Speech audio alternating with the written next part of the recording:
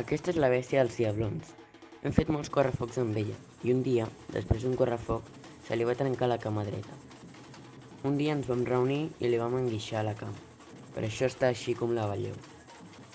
La sagresaureta ha sortit clavada al seu pare, el sagresaure, amb una cara ferotge i unes ganes boges de cremar-ho tot.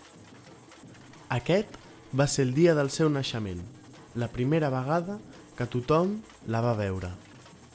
Carregar la sagresaureta és pesat, però també entretingut i divertit quan li posen foc. En aquestes fotos podeu veure que vam decidir fer un stop motion amb els Legos. Ja que no podíem nosaltres cremar, vam voler que els Legos disfrutessin del correfoc. Una de les coses més emocionants de cremar són les espurnes quan salten per tot arreu.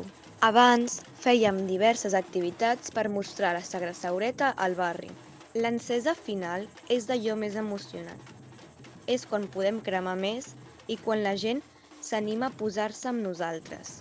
En aquesta imatge es veu que estem preparant la xocolatada que fem cada any a les festes de la Sagrera, a la plaça del Jardí d'Elx. Va quedar boníssim. Els correfocs de la Mercè sempre són inolvidables, cremant Via Laietana fins a les tantes de la nit amb totes les bèsties de Barcelona.